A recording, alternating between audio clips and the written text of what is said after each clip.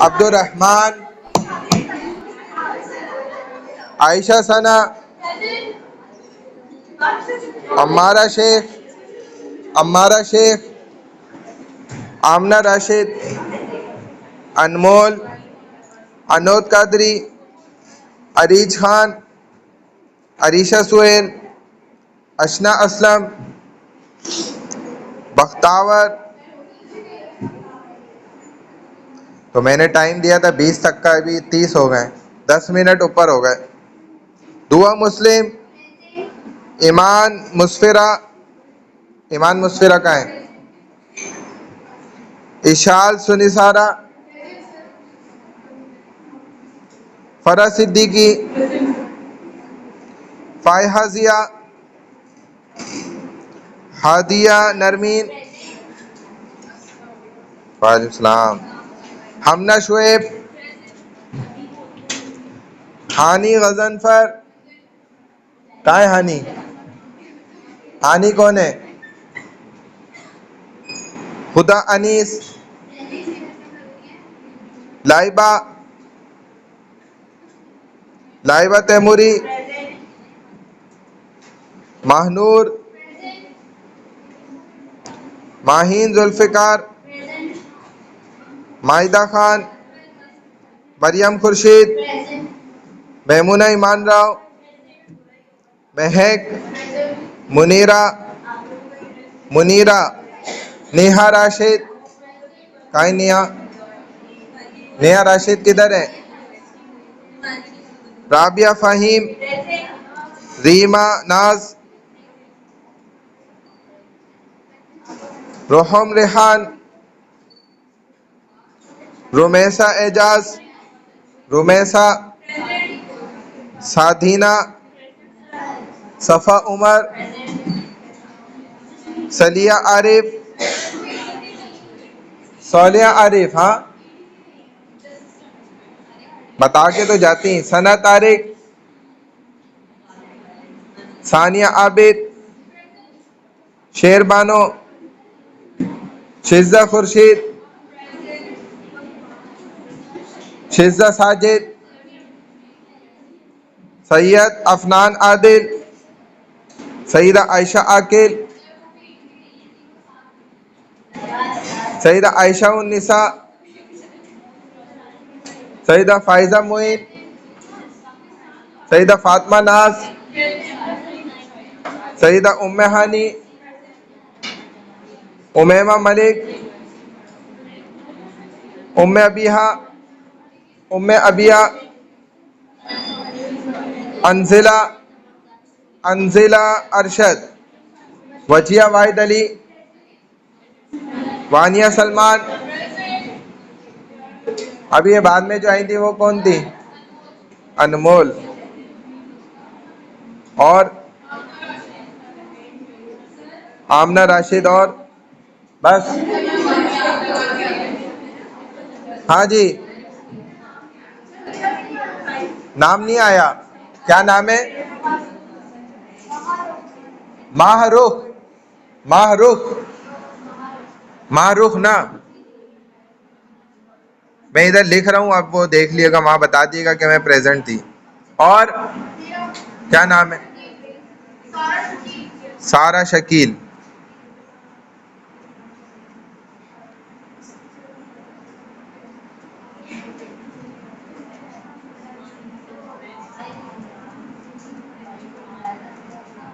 बस? और तो नहीं है कोई?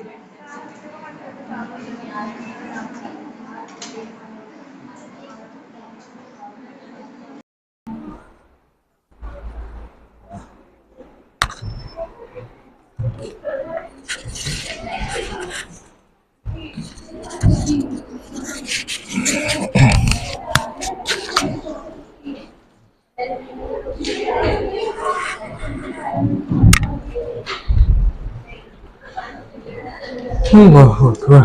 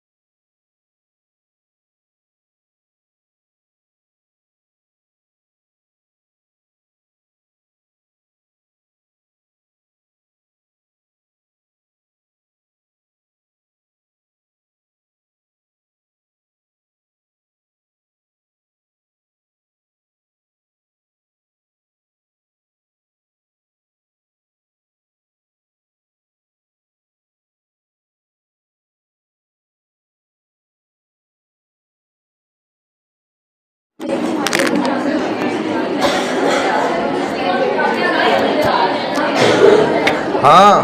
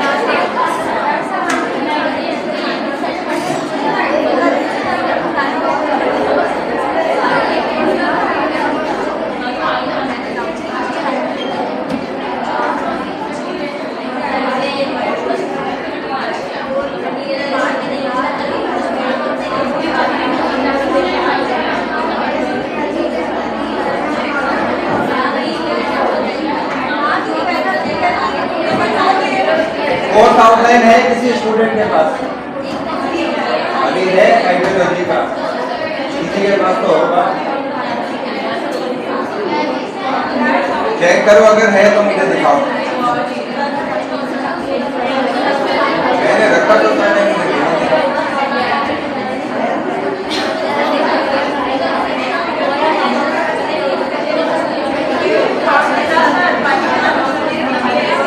आजा आजा।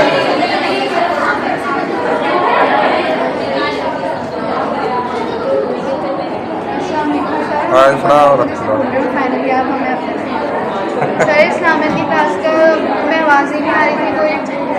क्यों, क्या हुआ? पता नहीं, और माइक भी नहीं चल रहा था, पूरी क्लास थी है और जो है वो एब्सेंट भी मांग हो गई और हमें कोई आवाज़ भी नहीं आई। अच्छा, सर अब क्या होगा अगर नेक्स्ट क्लास में भी आवाज़ नहीं आई? तो क्या मसला क्या था? आपकी तरफ से था? हमारी तरफ से तो सब स्टूडेंट्स को आ रही थी आवाज़। नहीं, सबको नहीं आ रही थी, लेकिन सारे स्टूडेंट चैट में कह रहे थे आवाज़ नहीं आ रही और सबकी ज़्यादातर अटेंडेंस भी एब्सेंट आ रही। मेरे साथ मेरी कज़न भी है, रोकड़ा है खड़ी के, वो भी कह रही है आवाज़ नहीं आ रही और ज़्यादातर स्टूडेंट्स को नहीं आ रही थी आवाज़। अच्छा, दोबारा अब नेक्स्ट क्लास में चेक कर लेते हैं, आनी तो चाहिए। सर इस्लामिक के आप अगर खोले तो उसमें भी स्टूडेंट्स ने मैसेजेस किए। हाँ मैंने चेक किया था, लेकिन ज़्यादा स्टूडेंट्स ने ऐसा नहीं कहा, बहुत कम स्टूडेंट्स हैं। हैं। आनी शुरू हुई थी लेकिन मुझे एंड तक आवाज़ नहीं आई, मेरी एब्सेंट में मार्क हो गया, उसको भी क्या। चलो वो तो हम आपको सही करा देंगे, कोई मसला नहीं है। क्योंकि सर मैंने इसलिए अभी तक फीस पे नहीं किया, अगर मुझे आवाज़ें नहीं आई तो मैं कोर्स ड्रॉप करूँगी फिर। कोर्स ड्रॉप नहीं करें, क्योंकि आपको इंशाल्लाह जो है ना नंबर वाइज जो है ना आपको आसानी रहेगी इंशाल्लाह कोर्स में। बाकी आपकी एज यू विश, आपकी मर्जी है, ये कोई इतना मसले नहीं है। लेक्चर ही नहीं लेंगे तो आवाज़ नहीं आएगी। नेक्स्ट एक क्लास और देख लो, फिर मुझे बता देना। सर आप कहाँ होता है फैकल्टी? 302 है ना, ये 1 है। 302 में मेरी होती है सुबह की क्लास, वहाँ 9 to 11 में वहाँ था, उसके बाद 11 to 1 यहाँ 2 दिन तक, वेडनेसडे थर्सडे।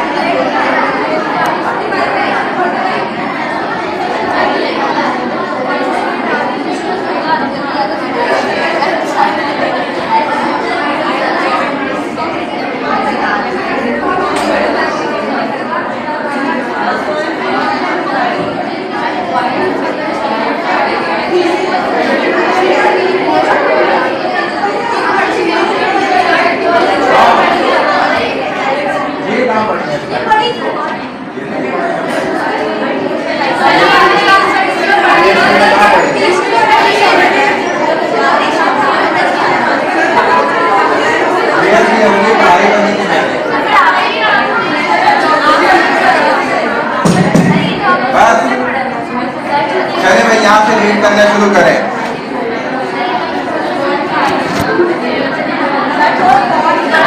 ये नहीं पढ़ा हमने, ये मैंने आपको शेयर की थी, मुझे याद है।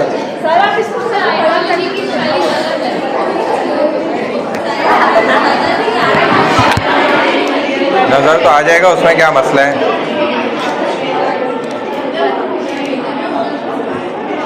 चले अब तो दिख रहे हैं ना, चले पढ़ना शुरू करें। बहुत मैं करता रहूँगा ना, आप पढ़ें।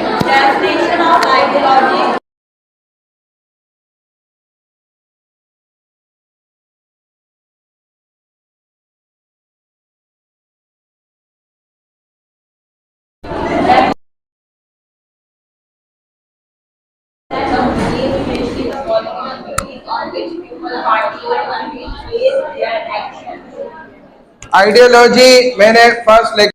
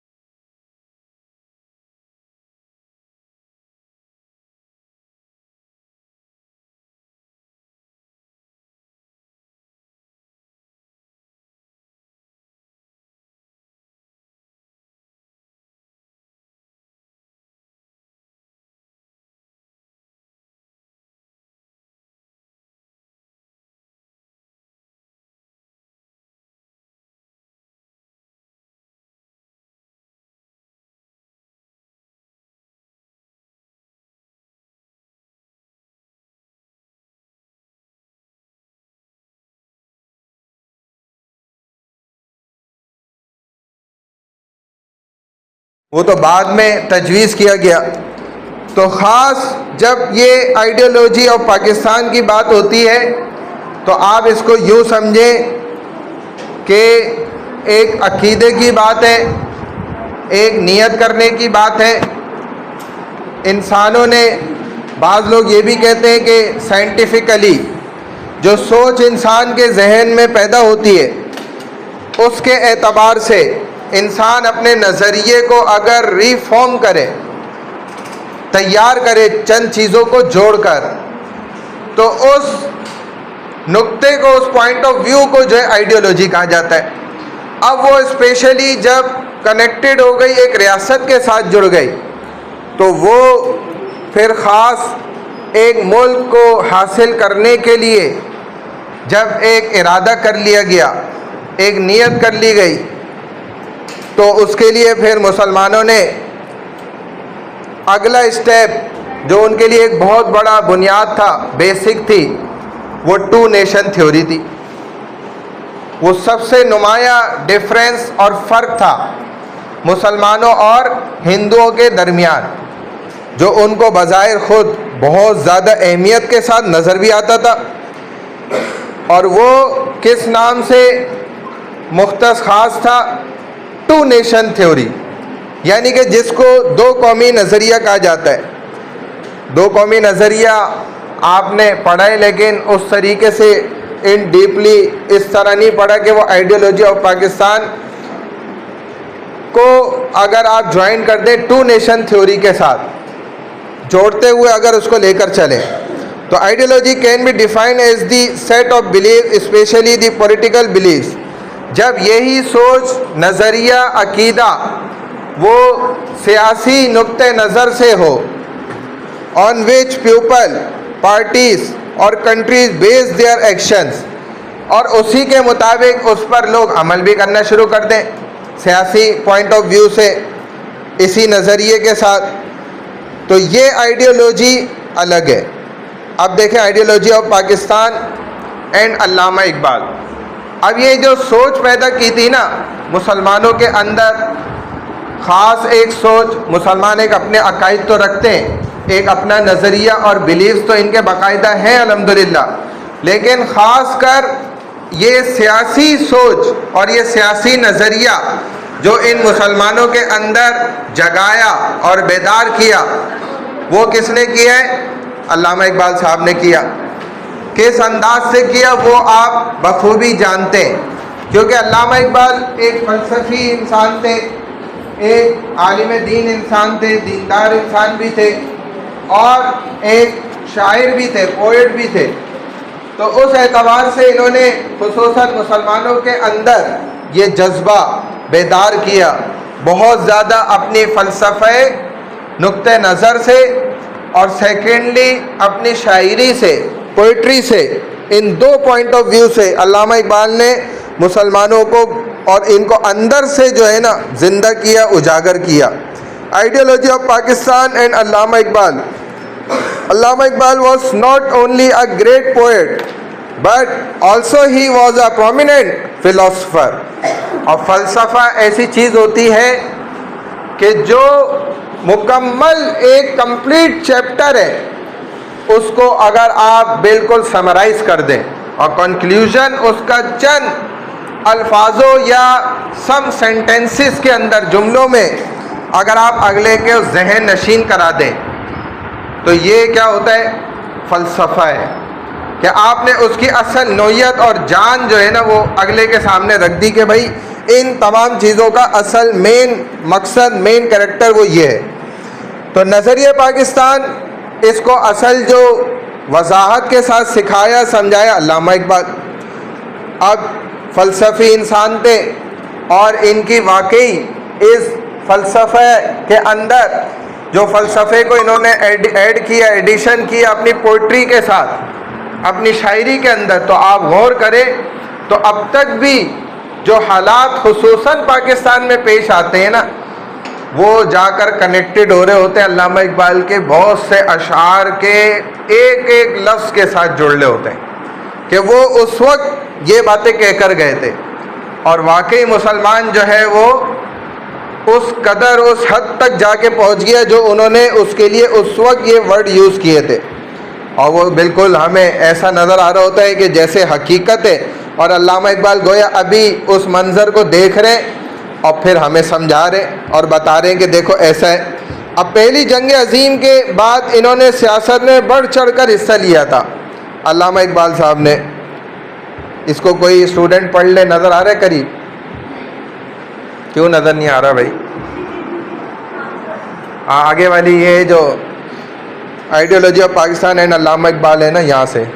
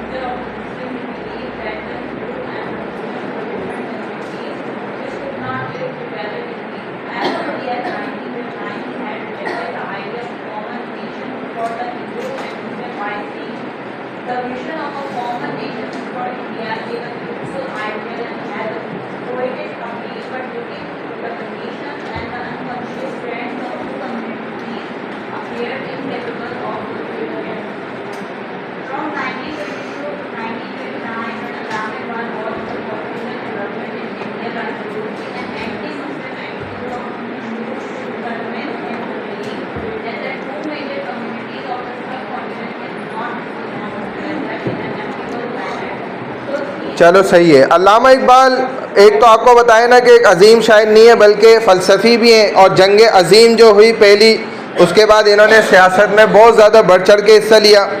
दीगर मुस्लिम लीडरों के साथ मिलकर मुसलमानों की तकदीर संवारने के लिए भी इन्होंने बहुत ज़्यादा कोशिशें की। मुसलमानों के मुस्तकबिल के हवाले से इनका सामना और इनका जो मानना था, ये बात इनका सामना हुआ उन चीज़ों के साथ कि हिंदू मुसलमान एक बिल्कुल डिफरेंट कम्युनिटीज़ हैं, बिल्कुल अलग अलग बरादरियां हैं और जो अमन से नहीं रह सकते साथ। चुनाचे 1909 के स्टार्टिंग में इन्होंने हिंदुओं और मुसलमानों के लिए मुश्तरका कौमियत के तस्वुर को ये कहकर मुस्तरद किया था, यानी कि ये साथ नहीं रह सकते, और मैं इस बात के बिल्कुल मुखालिफ हूँ। और इस बात को इन्होंने दलील के तौर पर कहा, मैं इस बात से ये बात साबित करता हूँ कि हिंदुस्तान के लिए एक साथ हिंदुस्तान के अंदर मुस्लिम और इन जो है हिंदुओं का साथ रहना ये नामुमकिन चीज़ है। उसकी वजह क्या है कि ये एक डिफरेंट नेशन है, अलग अलग कौमी लोग हैं, अलग अलग कौम से ताल्लुक़ रखने वाले हैं, इनके हालात एक दूसरे से देखा जाए बिल्कुल ही अलग सलग है, ज़मीन और आसमान का फ़र्क है। तो ये अल्लामा इकबाल ने एक अपना विज़न मुसलमानों के सामने रखा, फ़लसफ़ी अंदाज में, शायराना अंदाज के अंदर। 1920 से 1929 तक अल्लामा इकबाल ने हिंदुस्तान में सियासी तरक्की को बहुत करीब से देखा, क्योंकि एक नज़रिया रखने वाले इंसान थे और दूर की सोच रखने वाले इंसान थे। अल्लाह ने इनको बड़ी काबिलियत अता फरमाई थी और हिंदुओं के मुस्लिम मुखालिफ रवैये ने इन्हें जो है इस बात पर भी कायल किया था, क्योंकि उनका रवैया बहुत ज़्यादा तब्दील हो गया था। जब हालात ऐसे पैदा हुए तो उससे पहले जबकि इस कदर ज़्यादा तब्दीलियाँ नहीं थी, दोनों एक दूसरे को इक्वल समझ रहे होते थे, बराबरी के साथ चल रहे होते थे, लेकिन बाद में ये बड़ी तब्दीलियाँ आई। बरसगीर की दो बड़ी बरादरियाँ एक दूसरे के साथ दोस्ताना अंदाज में, अब ये वो वक्त था कि नहीं चल सकती थी, नामुमकिन हो गया था। चुनाचे इसलिए खुलकर उन्होंने ये ऐलान किया कि हम एक दूसरे पर शक करते हैं, we suspect each other and inwardly aim to add dominating each other. हम एक दूसरे पे शक कर रहे होते हैं और देखा जाए तो बातनी तौर पर भी गलबा हासिल करना चाह रहे होते हैं, एक दूसरे पर बरतरी हासिल करना चाहते हैं, एक दूसरे से सुपीरियर बनना चाह रहे होते हैं। तो ये चीज़ अब क्या है, ख़तरे का ज़रिया है दोनों कौमों के लिए।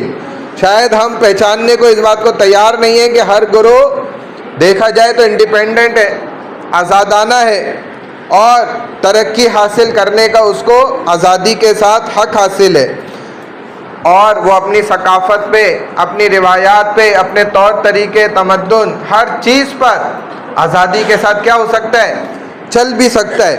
लेकिन उस सब के बावजूद ये आपस का टकराव जो है बहुत हद तक बढ़ गया था, बहुत ज़्यादा हो गया था। अब आगे चलो, नेक्स्ट इन दिसंबर 1930 से यहाँ से पढ़ें। मोबाइल फोन बंद कर दो भाई।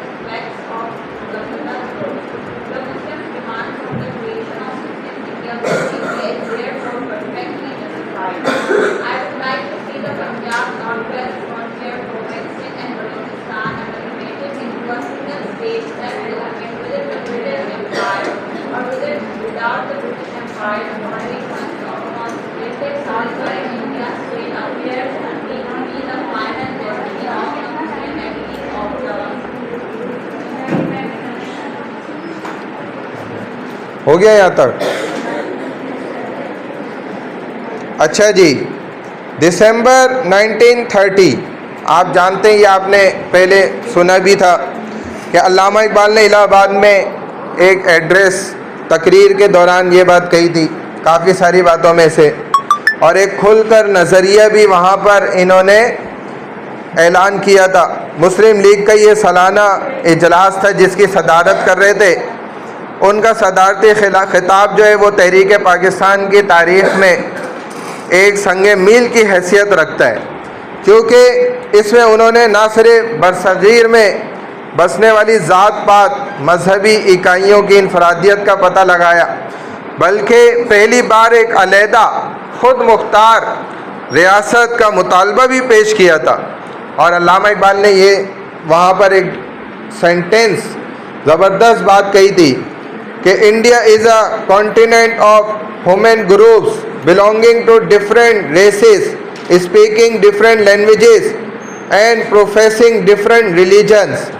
हिंदुस्तान देखा जाए तो इंसानी मुख्तलिफ ग्रुपों का एक बर्र आज़म है, जिसमें मुख्तलिफ रंगो नस्ल और इलाकाई ज़बानों, अलग सकाफ़त, नस्ल के एतबार से अलग, ज़बानों के एतबार से अलग, मुख्तलिफ मज़ाहिब का दावा करने वाले तर्ज़ अमल के लोग, अपने अपने अलग अलग मज़हब पर चलने वाले, एक मुश्तरका नस्ल के शऊर से तयशुदा, यानी कि बिल्कुल ये इनका साथ रहना अक्ली एतबार से भी देखा जाए तो नामुमकिन है। ये मुश्किल चीज़ है क्योंकि इनके तौर तरीके एक दूसरे से बिल्कुल अलग हैं। इसी एतबार से उन्होंने ये बात भी कही कि यूरोपी जमहूरियत के जितने उसूल वो इनके लिए एक जैसे नहीं बन सकते कि एक ही कानून हो वो मुसलमान पर भी इम्पोज कर दिया जाए और हिंदू पर भी कर दिया जाए। ये कैसे मुमकिन हो सकता है? क्योंकि ये दोनों एक कानून की छतरी के नीचे आ ही नहीं सकते। हिंदुस्तान में दो अलग कौमों का आबाद होना ये फ़िरकावाना गुरोह को तश्कील भी दे सकता है। इसलिए मुसलमानों का मुतालबा यही था कि हिंदुस्तान के अंदर एक मुस्लिम रियासत एक अलहदा से मुसलमानों को हासिल होनी चाहिए। तभी कायदा इन्होंने अल्लामा इकबाल ने ये बात कही थी इस दौरान अपनी स्पीच है कि मैं एक इलाका, एक शहर ऐसा देखना चाहता हूँ। इन्होंने नाम भी लिए उसके, इन्होंने कहा मैं पंजाब देखना चाहता हूँ कि एक आज़ाद पंजाब हो, रियासत हो जो मुसलमानों के लिए बिल्कुल सेपरेट हो, शुमाल मगरिब सरहदी सूबा सिंध हो और बलूचिस्तान हो जो मुसलमानों के लिए आज़ादी का एक मरकज़ हो, एक रियासत हो, मुसलमान खुलकर वहाँ पर जो है अपने तौर तरीके तमद्दुन हर अंदाज पे ज़िंदगी गुजार सके। उन्होंने कहा मेरे नज़दीक कम अज़ कम मुसलमानों का आखिरी मुक़द्दर बनना शुमाल मगरबी हिंदुस्तान है। यानी कम से कम मैं ये तो चाहता ही हूँ कि एक टुकड़ा ऐसा हमें हासिल हो जाए, भले शुमाल मगरब हिंदुस्तान में ही, कि जिधर मुसलमान क्या हो बिल्कुल अलहदा सलेदा अपनी ज़िंदगी गुजार सके। चले भाई आगे। Ideology of Pakistan and Quaid-e-Azam. Quaid-e-Azam, the founder of Pakistan, was a great opponent and advocate of two-nation theory. He successfully pleaded a case for Pakistan on this theory and finally forced the British to accept the partition of the subcontinent. In this regard, his presidential address delivered on 22nd March in 1940 was the high watermark of Pakistan. During his address, he said, "The Hindus and Muslims belong to two different religious philosophies, social customs and literatures. They neither intermarry nor dine together, and indeed they belong to two civilizations which are based on conflicting ideas and conceptions. Their concept on life and of life are different. It is quite clear that Hindus and Muslims derive their inspiration from different sources of history. They have different epics, different heroes, and different episodes. Very often the hero of one is the foe of other and likewise. Their victories and defeats overlap. To show together to such distinct nations under a single state, one as a numerical majority and other a minority, must equal growing discontent and a final destruction." देखें नज़रिया पाकिस्तान, दो कौमी to nation theory, ये कायद-ए-आज़म की नज़र से भी जब इन्होंने भी ये बात देखी, अल्लामा इकबाल का खिताब भी इनके सामने आया।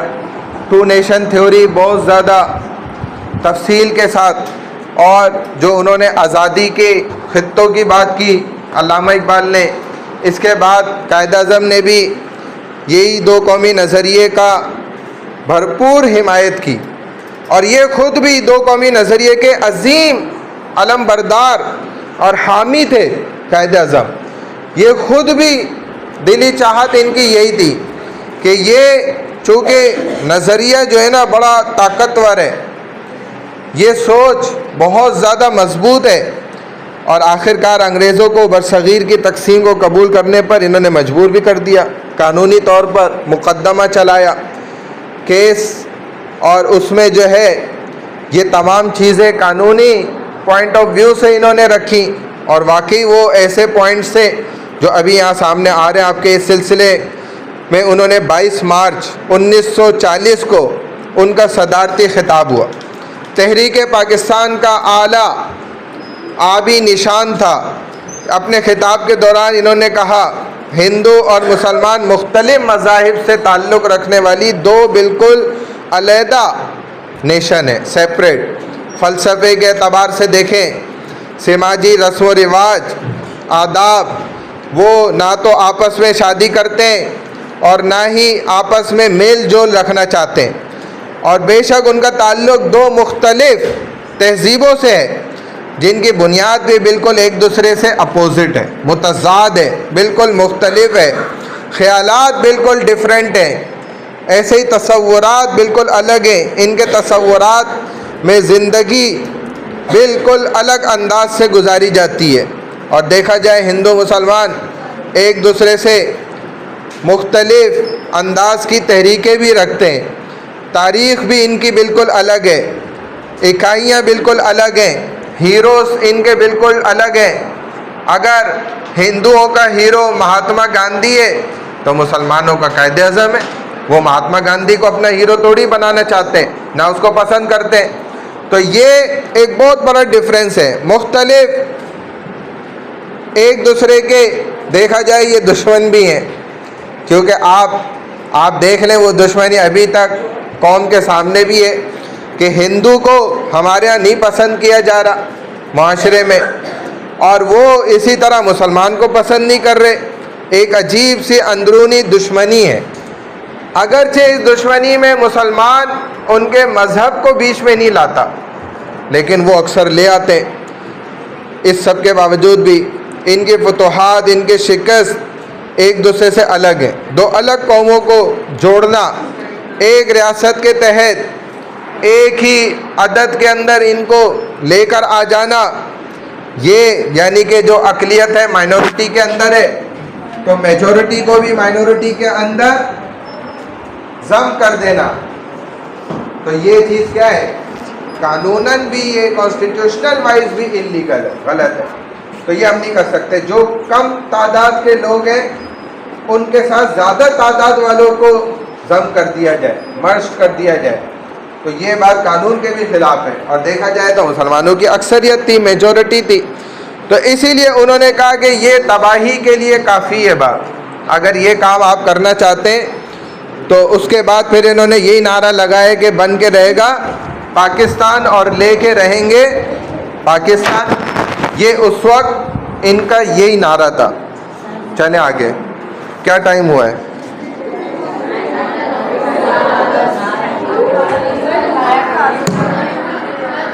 10 बजे से लेके 12 बजे तक है ना क्लास टाइमिंग।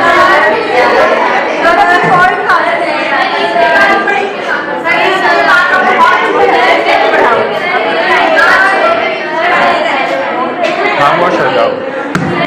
तुम वाहिद वो बच्चे हो जो है ना माशाल्लाह इतनी भारी फीस है जमा कराने के बाद भी पढ़ना नहीं चाहते।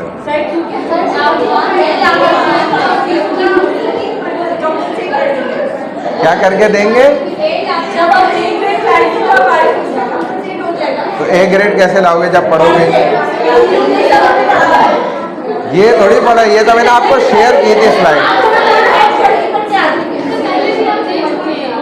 ये मैंने आपको शेयर की थी, लेकिन ये है ये पीएचडी में नहीं है, पीएचडी की नहीं है स्लाइड। चलो ऐसा कर लो, 10 मिनट ब्रेक कर लो, फिर कंटिन्यू कर लो। बस 10 मिनट का ब्रेक है, 11:20 में हम कंटिन्यू कर लेंगे। 11:20 में कंटिन्यू करेंगे क्लास। 10 मिनट ब्रेक ले लो, 10 मिनट।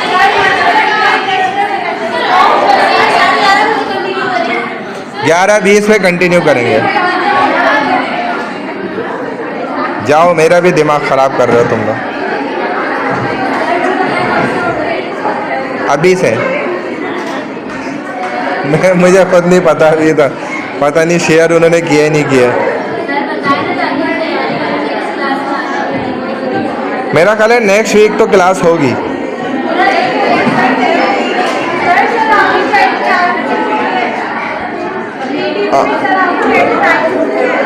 कब से? 9 तारीख से। तो आपकी फिर मेरा ख्याल है ऑनलाइन होगी शायद क्लास।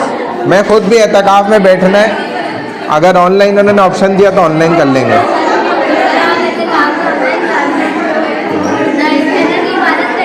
हर साल लिए मैंने।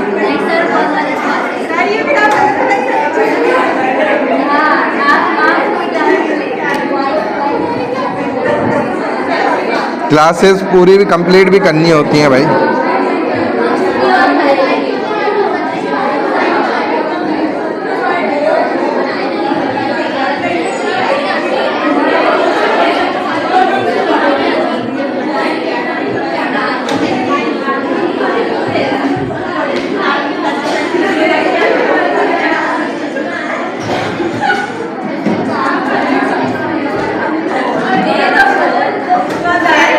हाँ, सर नेक्स्ट वीक में आई थी आपकी लास्ट वीक लगाई। नेक्स्ट पिछले वीक मैंने क्लास की क्या मेरी अटेंडेंस में लगाई।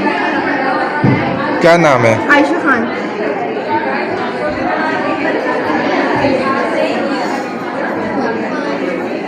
सर इस बेचारी ने आके पूरी क्लास अटेंड की थी, आपने इसकी अटेंडेंस क्यों नहीं लगाई? अटेंडेंस लगानी थोड़ी पड़ती है, वो ये होता है कि अगर कोई स्टूडेंट बोल देता है तो हम मार्क कर देते हैं, वरना वो ऑटोमेटिक एब्सेंट हो जाता है। मैंने बोला था, मैंने ग्रुप भी ऐड किया था, उसी दिन आपने दी है कि वेडनेसडे को ही आप क्लास ली। Ideology and constitution of Pakistan. क्या नाम बताएं? आयशा खान। आयशा महमूद। खान। आयशा खान। आयशा खान की लड़की है ही नहीं इधर। नाम क्या था? अरीज खान के आसपास होगा। अरीज खान है, अरीशा सुहेल है, अशना असलम है, बस फिनिश। है सर, ऐसे कैसे पॉसिबल है कि देख ले मेरी AY है। जी जी AY है। उससे पहले तो कुछ नहीं है, सैयद वगैरह। नहीं नहीं कुछ भी नहीं है सर।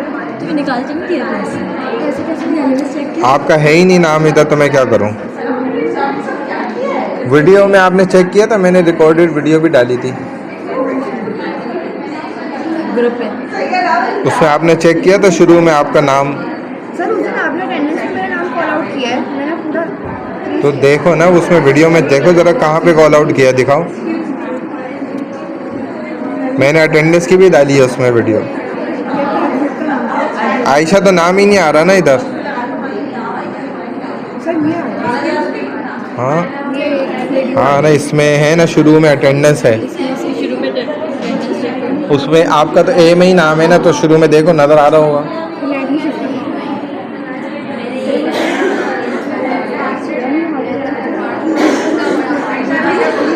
बहरहाल आपका नाम होगा तो अटेंडेंस लगी होगी, नहीं है तो वो मैंने आपने कॉल आउट किया था, मेरा नाम इसलिए नहीं आई। अभी कैसे आई बेटा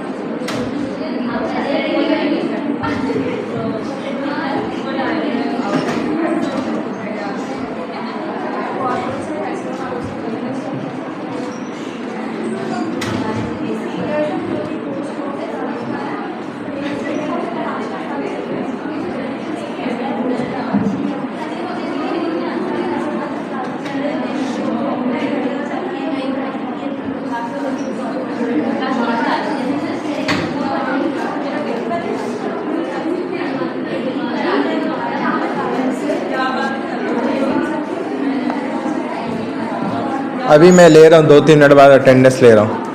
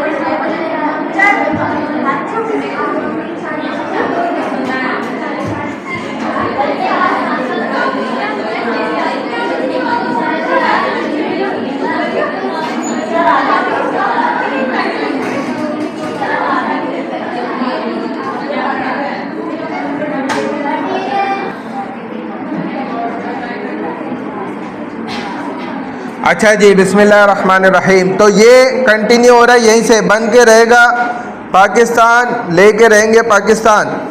दो कौमी नज़रिए की जो बुनियाद थी, ये ऑल इंडिया मुस्लिम लीग ने भी 23 मार्च 1940 को अपनी करारदाद में इसको भी शामिल किया और इसे मंजूर भी किया, जिससे पाकिस्तान को हासिल करने के लिए मुसलमानों की सियासी जद्दोजहद के लिए ये शिक जो थी वो एक अजीम शिक करार दी गई।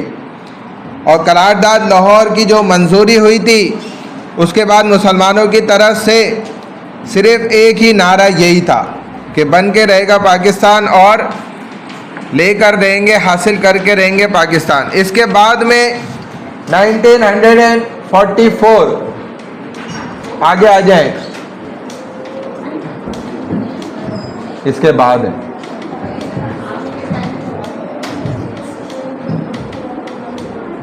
ये आ गया 1944 1944 में गांधी के साथ बातचीत हुई, टेबल टॉक की गई, जिसमें कायद-ए-आज़म ने ये वाज़े तौर पर कहा था कि हम हिंदू और मुसलमान इस बात को मानते हैं और बरकरार रखते हैं कि किसी भी यकीनी एतबार से, उस लिहाज से ये अलग अलग दो बड़ी कौमें। हिंदू भी इस बात को मानते हैं कि मुसलमान एक अलग कौम है और हिंदू अलग है।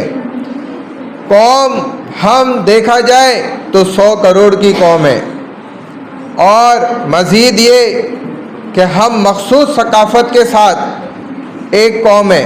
हमारी तहज़ीब अलग, ज़बान अलग, अदब अलग, आर्ट अलग, हर चीज़, साख्त, नाम, हर एतबार से, इक़्तिदार के एतबार से, तनासुब, क़वानीन, इन तमाम चीज़ों के एतबार से, अखलाकी ज़ाब्ते, रिवाज और कैलेंडर, तारीख़, इसी तरह रिवायात, अहलियत, अज़ाइम, इन शॉर्ट ये कि ज़िंदगी के बारे में हमारा अपना मखसूस नज़रिया है, एक ज़ाब्ता हयात है, हमारे पास कुरान मौजूद है, ठीक है ना। और ज़िंदगी का बैनुल अक़वामी कानून के तमाम उसूलों के मुताबिक देखा जाए, तमाम कवानीन जो पूरी दुनिया के एतबार से कानून है, उनके हिसाब से भी देखा जाए तो हम एक अलग कौम है। हमें कोई अपने साथ मुंसलिक नहीं कर सकता, मुसलमानों को खुसूसन। आगे आ जाए, कंक्लूजन। अच्छा जी, खुलासा इसका क्या निकलता है? नतीजा देखें, नज़रिया पाकिस्तान का बुनियादी तसव्वुर ही ये था और है कि मुसलमान एक अलग कौम है, रियासत है, जिनके अपनी तमाम सकाफ़त, अदब वग़ैरह, तर्ज़ ज़िंदगी है। इन्हें किसी दूसरी कौम में ज़म नहीं किया जा सकता, मर्ज नहीं किया जा सकता है। इन्हें इस्लामी रियासत में अपनी सकाफ़त, मजहबी रिवायात को फ़रोग़ देने के काबिल होना चाहिए, और वो अपने लिए एक हकीकी इस्लामी मुआशरा तश्कील देने के काबिल होने चाहिए। इस तरह नज़रिया पाकिस्तान जो मोहम्मद बिन कासिम और दीगर उनके दौर में परवान चढ़ा, कायद-ए-आज़म जैसे सियासी रहनुमाओं की पैरवी भी 1947 में अमल में आई। लेकिन failure of the two nation theory ये भी हो गया, जो इस कदर ज़बरदस्त अंदाज में टू नेशन थ्योरी पेश की गई, और वाकई देखा जाए वो कानूनी एतबार से भी बड़ी मजबूत थी। जो लड़कियां मोबाइल यूज़ कर रही हैं वो बंद कर दें बिल्कुल। तो इतनी मजबूत कानूनी एतबार से भी ये नज़रिया होने के बावजूद भी नाकाम हो गया। और इसकी नाकामी की क्या वजूहात थी? किस स्टूडेंट को पता है भाई? बताए हाथ खड़ा करके। What's the reason of the failure of two nation theory? क्यों नाकाम हुई थी टू नेशन थ्योरी? यूनिटी नहीं थी, मुसलमानों में इत्तेहाद नहीं था। और बताएं भाई, वो लड़की जो मोबाइल यूज़ कर रही हैं, आप मोबाइल यूज़ कर रही हैं, क्या कर रही हैं? कुछ और है, हाथ में क्या है? है मेकअप कर रही हैं? ये क्या है आपके हाथ में, क्या है ये? मुझे समझ ही नहीं आ रहा। बुक है? अच्छा हाँ जी, और कोई पॉइंट बताएं स्टूडेंट। क्योंकि नसीब में नहीं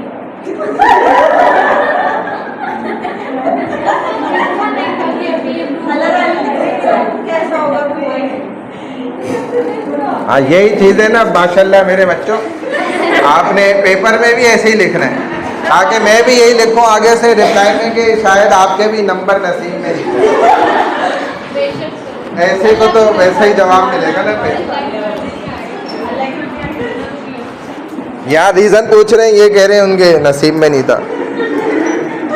ऐसा थोड़ी था भाई, नसीब में तो इंसान करवा भी सकता है।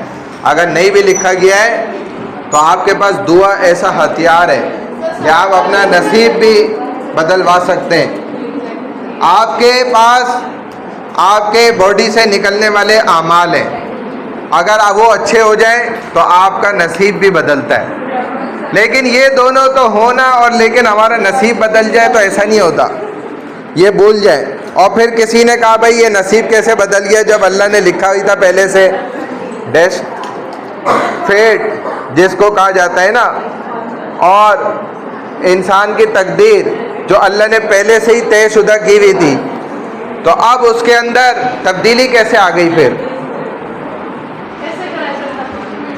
भाई ये नेक्स्ट क्लास से ना इन लड़कियों, ये इनको मैंने नज़र में रख लिया है, ये अलग अलग बैठेंगी, अपने दोस्तों के साथ नहीं बैठेंगी, इनकी गप्पे ही नहीं ख़त्म हो रही।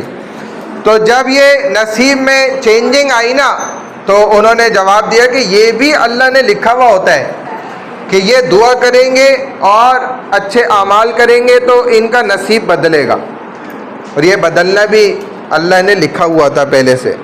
तो बहरहाल ये बात तो नहीं है। Failure of the nation, two nation theory, आप इसको पढ़ें। दी 1971 Bangladesh atrocities against East Pakistan by the West Pakistan minority military government proved to be a definite end to the theory that the Muslims of India were a single nation। ये बड़ा तनाज़ा एक सामने आया। दो कौमी नज़रिए की नाकामी की असल वजह 1971 में मशरिक़ पाकिस्तान पर मग़रिब पाकिस्तान की अक़लियती फ़ौजी हुकूमत की तरफ से बांग्लादेश के मज़ालिम, इस नज़रिए का कतई ख़ात्मे का सबूत थे। ये असल वजह बनी। कहा जा सकता है यूनिटी, कुछ हद तक इसने थोड़ा करीब करीब जवाब दिया कि मुसलमानों के अंदरूनी मसाइल जो थे ना बंगालियों के साथ खुसूसन, उससे ये टू नेशन थ्योरी इतनी पावरफुल थ्योरी होने के बावजूद by complete loss and constitutions, उसके बावजूद भी ये नाकाम हो गई। उसकी वजह आपस की यूनिटी ना होने की वजह से ही ऐसा हुआ है। हिंदुस्तान के मुसलमान देखा जाए एक कौम है, और जो ये फिर उस वक्त एक operation search light, Bengali language movement 1970, इसी तरह उस वक्त का बोलान तूफ़ान, उस पर वफाकी हुकूमत की जानिब से रद्द अमल की कमी, ऐसे ही बांग्लादेश की आज़ादी की जंग के अहम मुतहर्रिक नुकात, इन्होंने पाकिस्तान के दोनों डिवीज़नों को एक दूसरे के सख्त दुश्मन बना दिया आपस में। यानी कि ये दो हिस्सों के अंदर मुसलमानों की अपनी रियासत ही खुद अंदर से भी टूटी हुई थी, जिसकी वजह से ये टू नेशन थ्योरी इस कदर कामयाब नहीं हो सकी जैसा कि मुसलमान और ये हमारे रहनुमा देख रहे थे। मज़ीद ये हकीकत के आज़ाद हिंदुस्तान की मुस्लिम आबादी पाकिस्तान की पूरी आबादी से ज़्यादा थी। यानी कि जो मुसलमान अगर आज़ाद भी थे ना अलग, जो उस वक्त भी एक अलग रियासत में, उनको देखा जाता, बराबरी की जाती, तो हिंदुस्तान में मौजूद जितनी मुसलमानों की आबादी थी वो ज़्यादा थी उसके मुकाबले में। इस यकीन को मज़ीद तक़वियत बख्शी बरतानवी हिंदुस्तान के मुसलमानों के लिए एक वतन बनाने की वजूहात हकीकी नहीं थी।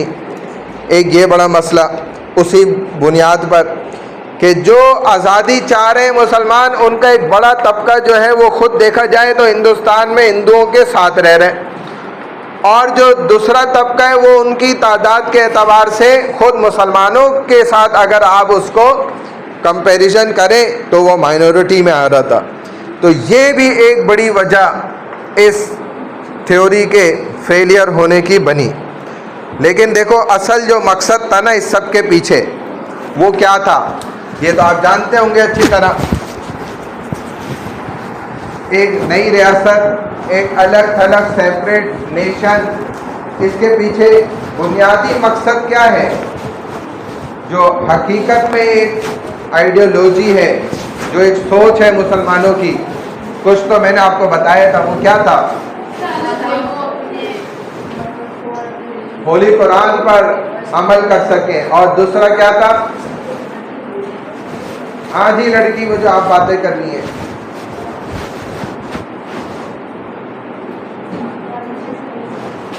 क्या सवाल किया था मैंने, सवाल ही नहीं पता तुम्हें। मैं सवाल ये कर रहा हूं कि एक अलग सेपरेट नेशन, इंडिपेंडेंट हासिल करने का असल मकसद क्या था। एक तो इन्होंने बताया कि भाई कुरान पे हम खुलकर अमल कर सके आज़ादी से, और गुलामी से मुसलमान बाहर निकल आए। इससे पहले एक बड़ा मकसद और था। दीन क्या है बताओ ना, इस्लाम क्या है, what is Islam? Islam is Deen and Deen is इस्लाम। बस ये घूमते रहोगे चक्कर में ही। भाई डिफाइन करो दीन क्या है। यही तो उस वक्त मुसलमानों को पता था दीन, और उस पर अमल करते थे। कुरान और कुरान के बाद सेकंड सोर्स ऑफ शरिया इस्लाम क्या है। आप इनका मोबाइल ले लें और अपने पास संभाल के रखें।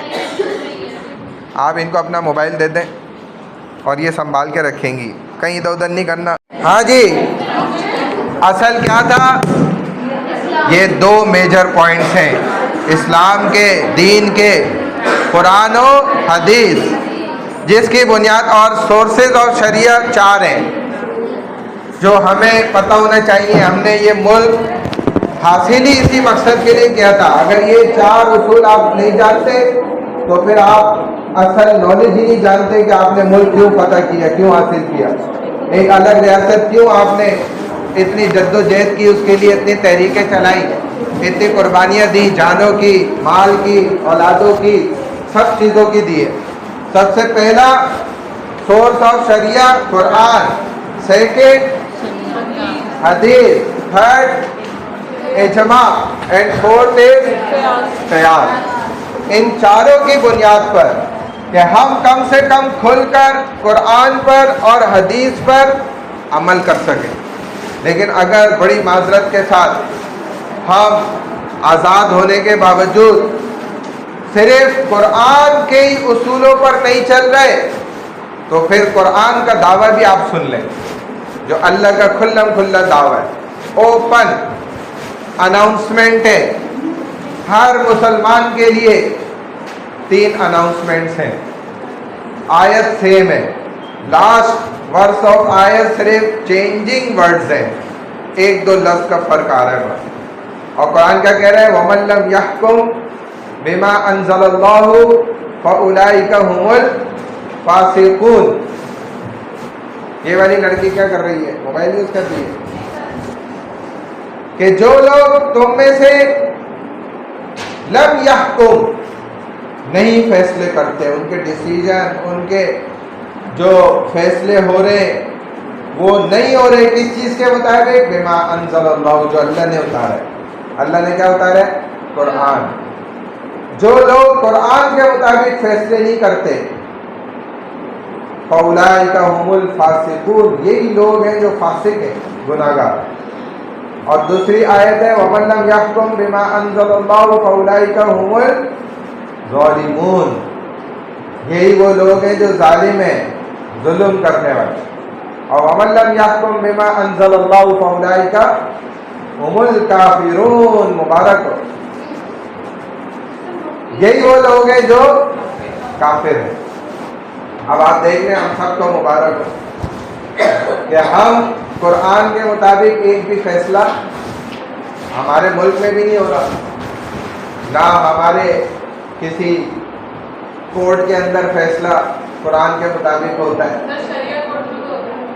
शरिया कोर्ट का भी जो हाल है ना, वो आप ना पूछें, बुरा हाल है। पूरे पाकिस्तान में कहीं भी कानून कुरान के मुताबिक नहीं चल रहा। सबसे बड़ा आप मसला देख लें सूद का, रिबा। रिबा जो है ये कुरान के बिल्कुल एंटी है, बिल्कुल मुखालिफ है। सबसे पहला हुक्म देख लें जो कुरान ने इसको हराम करार दिया, और पूरे पाकिस्तान में माशाल्लाह रिबा सूद का कारोबार खुल्लम खुल्ला हो रहा है। तो कुरान के मुखालिफ हो गए ना डिसीजन। देखें, इसी तरह आप और भी बहुत सारी चीज़ों को देख सकते हैं कि जो बिल्कुल मुखालिफ है कुरान चल रही है। जैसे अभी इन्होंने एक शिक पेश करी थी ना, एक गैर मुस्लिम हिंदू ने, वो क्या पेश की कि भाई ये शराब को हराम करार दिया जाए, इल्लीगल करार दिया जाए, बिल्कुल इसको ख़त्म किया जाए। और माशाल्लाह मुसलमानों ने उसको जो है ना कल अदम करार दिया। नहीं भाई ये गलत बात है। हालांकि उनके मजहब में तो वो लीगल है, हमारे यहाँ तो इलीगल है। जिसके यहाँ हराम नहीं है वो कह रहे हैं कि हराम करें, और मुसलमान माशाल्लाह क्या कह रहे हैं, और ये रमजान में कुछ दिन पहले की बात है। तो ये कुरान के खिलाफ अगर मेरी भी जिंदगी गुजर रही है ना, आपकी भी गुजर रही है, तो बड़े अफसोस की बात है। बहरहाल हमें इसके लिए बहुत ज़्यादा सोचना चाहिए और अपनी ज़िंदगी के अंदर चेंज लाएं, तब्दीली लेकर आए कि भाई हमने ये मुल्क इसलिए नहीं हासिल किया था कि हम अपनी मनपसंद ज़िंदगी गुजारेंगे। ये आज हमें धोखा लग गया। शैतान ने हमें ये पट्टी पढ़ा दी है कि तुम्हारी लाइफ है, तुम्हारी मर्जी है, तुम जैसे चाहो इसको गुजारो। यहाँ नहीं है गुजारने वाला जैसे चाहो, वो मरने के बाद जन्नत में है। उधर हम चाहे जैसे चाहेंगे गुजारेंगे, लेकिन यहाँ जैसे चाहे नहीं गुजार सकते भाई। यहाँ हमें किसके मुताबिक जिंदगी गुजारनी है? अल्लाह की। इसीलिए हमने ये रियासत हासिल की, इसी मकसद के लिए हमने ये मुल्क बनाया, इसी के लिए हमारे बड़ों ने, हो सकता है हमारे भी ख़ानदान के बड़ों की जानें इस मुल्क को हासिल करने में गई हो और वो शहीद हो गए हो सकता है वो आपका खून भी हो और वो आपको आखिरत में पकड़ भी ले। वही जो आपकी नस्ल में पीछे लोग शहीद हो गए, मतलब आपकी नस्ल तो है ना वहाँ से चल रही है, लेकिन उन्होंने कुर्बानियाँ तो दी ना। आपके एफर्ट जो है, आपकी औलाद बाद में डिनाई कर दे तो आप बोलिएगा अरे क्या हुआ, कुछ नहीं हुआ, नो प्रॉब्लम। क्योंकि ये फिर जब जिसके साथ होता है उसको अंदाजा होता है, उसको पता चलता है। ये बड़ी खतरनाक चीज़ है, तो ऐसा होना नहीं चाहिए। ये गलत है, ये कॉन्सेप्ट गलत है अगर ऐसा है ना। क्योंकि जो लोगों ने कुर्बानियाँ दी हैं, जिस मकसद के लिए जो चीज़ हासिल की है, उसको उसी मकसद के लिए अंदर ही लगना चाहिए, उसी के लिए इस्तेमाल होना चाहिए। लेकिन सर अगर लोगों को इस्लाम की बातें बताओ तो हंसते हैं। हाँ, तो ये अच्छी बात है। हमारे उस्ताद, इसने बहुत अच्छी बात बोली, और हमारे एक उस्ताद शेखुल अदीब साहब फरमाते थे कि जो लोग ऐसा कर रहे हैं ना, अच्छी बात है, हमारी भला से अच्छा है। जब ending of day of judgement होगा ना, end of the day of this world होगा, आखिरी दिन क़यामत नाफिज हो चुकी होगी, अल्लाह फैसले कर रहे होंगे, फिर ऐसे लोगों को जन्नत थोड़ी मिलेगी। और फरमाते थे कि ये उनकी जन्नत का हिस्सा भी हमें मिलेगा इंशाअल्लाह, और ये बात पक्की है, ये बात बिल्कुल कंफर्म है। नबी अलैहिस्सलाम ने फरमाया कि हर इंसान का जन्नत में भी हिस्सा है और जहन्नम में भी है, यानी कि वहाँ भी एक प्लॉट है, इधर भी है। लेकिन जब वो अल्लाह को राज़ी कर लेता है तो अल्लाह ताला उसका जन्नत का प्लॉट तो उसको देते ही देते हैं, और उसका जहन्नुम का जो प्लॉट होता है ना, वो उस शख्स को मिल जाता है जो अल्लाह को नाराज़ करके जाता है, और उस नाराज़ किए हुए शख्स का जो जन्नत का प्लॉट होता है वो इसको ही मिलता है, यानी कि इसको डबल जन्नतें मिलेंगी। समझ आई बात? तो वो यही फरमाते थे कि भाई अच्छा है कम लोग ही जन्नत में जाएं, ज्यादा लोग ना जाएं वहां, इससे जो जन्नत में जाने वाले लोग होंगे उनका फायदा होगा। तो इससे देखें नबी अलैहिस्सलाम भी डीमोटिवेट थोड़ी हुए। उस वक्त जो हालात थे अगर आप उसको गौर करें तो वो तो बड़े संगीन हालात थे, बड़े खतरनाक हालात थे।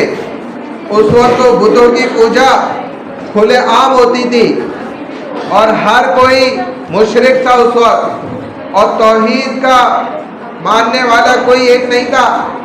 सिर्फ अकेले तने तना हमारे आखिरी पैगंबर रसूल हजरत मोहम्मद मुस्तफ़ा सल्लल्लाहु अलैहि वसल्लम खड़े हुए ना, और आपको किस कदर सताया गया, हालांकि आप उन्हीं सामने वाले लोगों की फायदे की बात कर रहे थे और उन्हीं को सबसे बड़ी तकलीफ से बचाने की बात कर रहे थे, लेकिन वो आगे से क्या करते थे, तालियां बजाते थे और आवाज़ें कसते थे और आपके ऊपर गंदगी गलाजत डालना चाहते थे, आपको पत्थर मार के बरसाते थे, आप पर खून ना खून लहू लहान कर देते थे आपको। लेकिन क्या रसूलुल्लाह सल्लल्लाहु अलैहि वसल्लम ने हिम्मत हारी, बल्कि आप तो और ज़्यादा सख्ती के साथ और ज़्यादा काम आपने बढ़ा दिया अपना, और मेहनत का दौरानिया बढ़ा दिया आपने, और ज़्यादा इबादत में आप मशगूल हो गए और अपनी मेहनत को आपने बढ़ाया। आखिरकार आपने देखा ना कि एक अकेले बंदे ने कैसे क़यामत तक के लिए एक दीन को कैसे नाफिजुल अमल कर दिया, और क़यामत तक लोग उस दीन पर चलकर कामयाब होने वाले होंगे। हत्ता कि दज्जाल आ जाएगा, उसके सामने भी एक ईमान वाला खड़ा हो जाएगा चट्टान बन के, और दज्जाल अपना सारा मकरो फरेब अपना लेगा, पूरी कोशिश कर लेगा, लेकिन ये उसके सामने क्या कहेगा कि ये बात तो मैंने अपने नबी से ही सुनी ली है, उनकी हदीस मुझे पता है कि तुम मुझे मेरे साथ ये सब कुछ करोगे और मैं मानूंगा नहीं, और तुम मुझे बिल्कुल कत्ल भी कर दोगे, मेरे टुकड़े कर दोगे, लेकिन मुझे ये बात सब पता है, तो तुम जो करना चाहते हो करो। और वाकई दज्जाल ये काम करेगा भी, और नबी अलैहि सलाम ने फरमाया था कि ये शख्स आला जन्नती होगा। जन्नत में भी कोई मामूली जन्नत इसको नहीं मिलेगी, आला किस्म की जन्नत मिलेगी, जो दज्जाल के मुकाबले में सामने खड़ा हो जाएगा, और उसका ईमान इस कदर मजबूत होगा, ताकतवर होगा कि वो दज्जाल की दज्जाली फरेब में नहीं आएगा। हम तो अमेरिका की छोटे छोटे फरेबों में आ जाते हैं, छोटी छोटी चीज़ों में हम फंस जाते हैं, उलझ जाते हैं।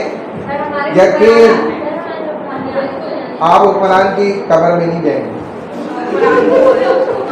अगर ज़्यादा होता तो पहले कितने हाकिम मर गए, कितने हुक्मरान मर गए।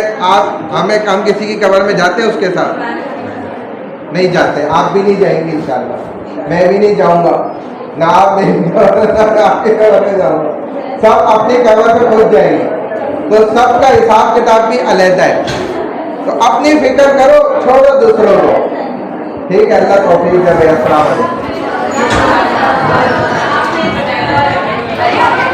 अल्लाह ही हाफिज़ है। इन्होंने मेरे थर्सडे में शिफ्ट कर दिया। बहुत अच्छी बात। हमें पिछले हफ्ते भी वेंसडे की क्लास ले ली, आज भी ले लिया। क्या करना है?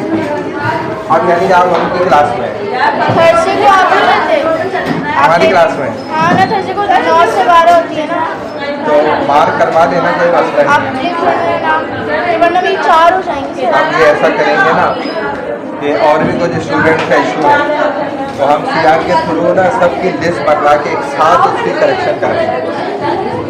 एक आध तो दिन फिर में मैं कल की क्लास ना लूँ? कल ले लेना आपके आज भी ले ली ना। आपका नाम है आज की क्लास में? नहीं, मेरा नाम कल की क्लास में मैंने उन्हें अभी बताया। मेरा पिछले हफ्ते तक वेंसडे ही आ रहा था, आज चले आज आपने ले ली ना, कल वाली भले छोड़ दें, लेकिन मुझे नाम ना मैसेज कर दें तो मैं कल अटेंडेंस मार कर दूँगा, फिर कोई इशू नहीं है। और पिछले हफ्ते ग्रुप की पर नहीं है आप ऐड, दोनों में से किसी भी ग्रुप में नहीं है। मैं कर दूंगी तो मैं और पिछले हफ्ते की भी वो भी करेक्शन कर देंगे।